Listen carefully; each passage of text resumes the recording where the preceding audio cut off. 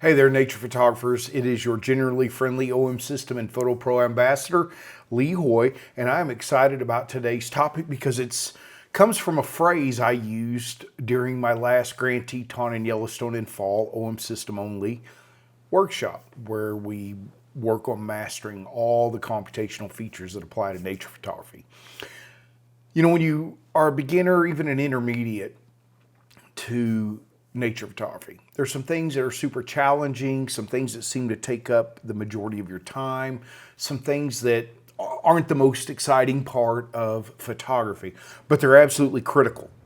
You have to master the technical side of photography. So today's video, I'm going to walk you through some of the things I think why it's important that you master the technical side. This is what I said during the workshop, and I had one of my clients write it down for me while I was driving.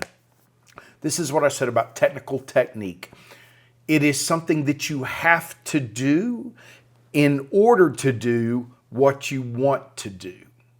I'll explain that when we come back. Hello, my name is Lee Hoy, and welcome to my YouTube channel, Lee Hoy Photography. I'm an OM System ambassador, senior workshop instructor for Wildside Nature Tours. I'm a workshop instructor for Precision Camera and Video, and a contributing author for the Journal of Wildlife Photography. Hey guys, before I jump into today's topic, I'd like to let you know I've got some new workshops up on my website. My OM System Mentorship Program Part 1, which is Mastering Your System, will be open for registration on January 1, as well as my Mastering Post-Processing Mentorship Program will also open for registration on January 1. Both will launch live in May of 2026. I've got nearly a full group on the post-processing this year and a good-sized group in the Mentoring Your System or Mastering Your System mentorship program. I'm telling you, it's the most effective thing for learning your gear, learning post-processing. I've been very pleased with the results, and it's awesome watching and see how people's photography improves so dramatically.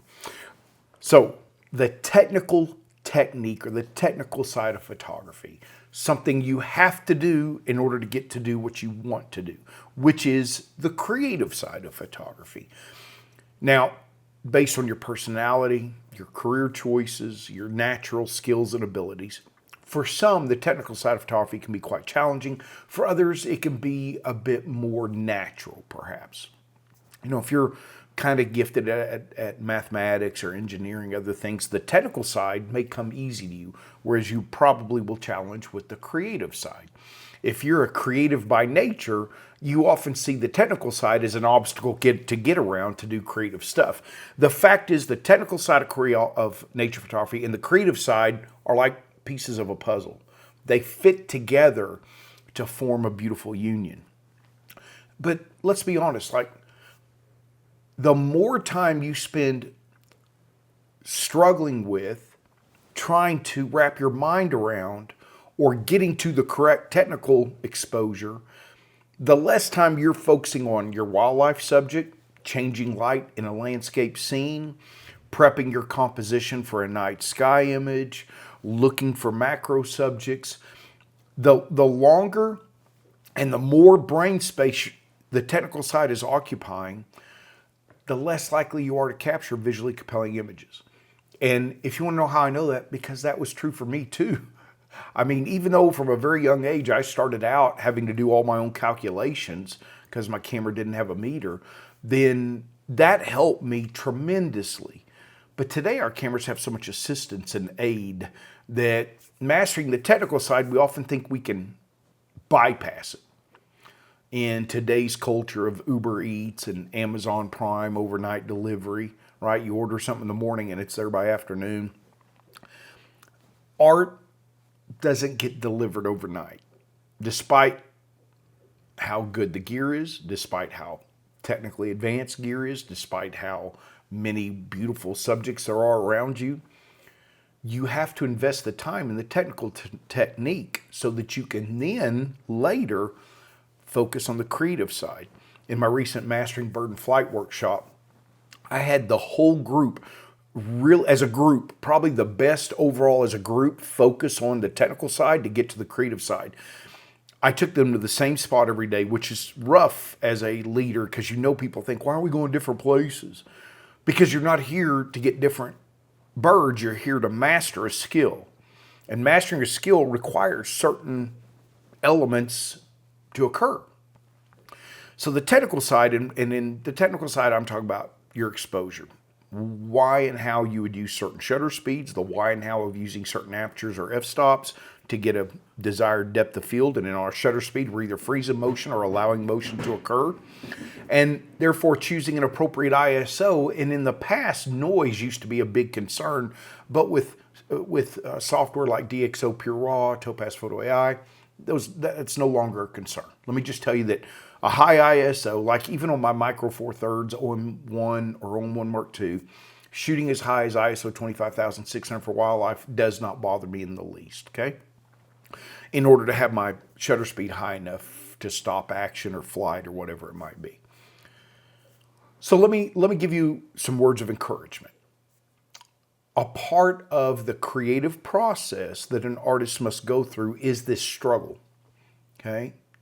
If you seek to bypass the struggle, in other words, you don't want to go through it at all, odds are you will not become much of a better photographer. Because there are no shortcuts to excellence. You have to put in the time. So here's what I want you to maybe reframe in your mind. I had a mentor who helped influence me greatly in life, and he taught me the phrase reframing, how to reframe something so that you see it differently. Think of the technical side of photography as a stepping stone to visually compelling images. Not a fence, not a gate, not something to go over or try to get around, but think of it as a stepping stone, something that you have to step up. Might be tall for some, shorter for others, but if you'll think of it as a stepping stone to success or excellence, instead of bypassing it or wishing it weren't there, you'll actually later come to appreciate it, okay? Y'all have heard me talk about subconscious intentionality and the elements of being able to handle your camera in any situation without thinking about it. That's where you need to get with the technical side. So for example, let me give you, if you've been struggling with the technical side, say for wildlife photography, let me make it easy for you for a bit. Put your aperture at the lowest aperture you can go. Okay, whether it's 4.0, 5.6, 6.3, depending on your zoom. If you have a zoom, you may be even as high as 7.1 or 8.0 on some of those cheaper zooms, right? Put the lowest aperture that you can shoot at your furthest focal length, so that as you make adjustments in your zoom, you're not having to worry about your aperture changing and messing up an exposure. Just shoot wide open for a bit. Not really 4.0 and below, but 4.0 and above. So if you have a 2.8, put it at 4.5 or something, okay? Shoot in that range for your aperture for a while, just for a while. Humor me. Start with your ISO at 2500 and your shutter speed at 2500.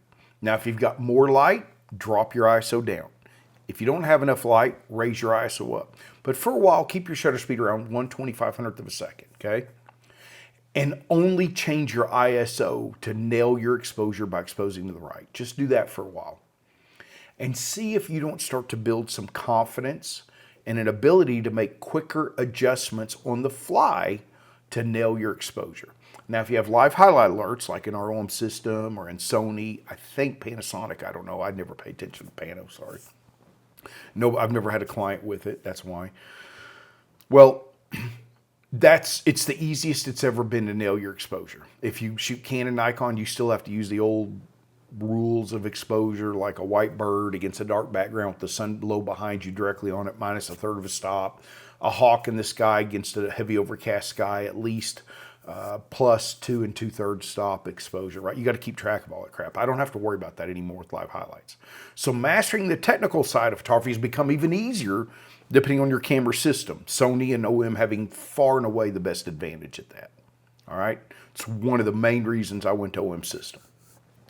So I need you to reframe the technical side, not as an obstacle, not as something to be avoided or discounted. All three elements, ISO, aperture, and shutter speed, are incredibly critical to your images. Because if you don't master post-processing, the ISO will become an issue for you. But if you do, ISO is no problem. If you don't master depth of field, you know, and if you let your camera, if you use auto ISO, if you use aperture priority, you're letting it choose the shutter speed. If you shutter priority, which is one of the worst settings on a camera next to auto ISO, if you're letting your camera choose one of them, your camera is dumb in every lighting situation except when the sun is low behind you directly on your subject. Okay, front lighting, which is pretty but can be flat at times, right? So today's message, if you will, sermon for shooting is don't discount the importance of mastering the technical side of photography. But if you're laboring away, it's maybe because you're trying to change all three gears too much. Try getting two gears set relatively and master one of them first. So for landscape, if you're shooting handheld with a wide angle lens or even a medium lens, medium telephoto, you know, like out to 80 millimeters, well, put your shutter speed at 1/200 f/16 ISO 400. Okay, so you're going to leave your ISO relatively alone. f/16, leave it relatively constant. And then change your shutter speed down to as slow as you can handhold that lens, or shoot off a tripod. If you're off a tripod, your shutter speed doesn't matter. I shoot off tripod most of the time for landscape. That's my preference. Okay. There's a couple of starting standpoints. If you're using a long lens for dragonflies, well, 1/2500th of a second, right? ISO 2500, but put your f-stop like at f8, f9, f10, f11, and then make adjustments accordingly if you're not using a flash. All right. I think those kind of things will be some good starting points for you to get much more comfortable with the technical side of photography. So remember this phrase, technical technique. It is something you have to do in order to do what you want to do, the creative side. Don't try to bypass, don't try to ignore the pain in learning. Digital photography, it's never been easier to learn and fail. Don't be afraid of those failures, learn from them, assess what went wrong. Why did I underexpose this? Was I paying attention to my highlights and my histogram? If you're shooting a DSLR or a Canon or Nikon mirrorless, are you taking test shots and then looking at your histogram and highlight alerts post-capture to see, oh yeah, I'm nailing my exposure. Boom. Or are you just going to be lazy and say, oh, I'll fix it in post, which is a phrase I don't like and don't use. I don't fix things in post. I make them look better.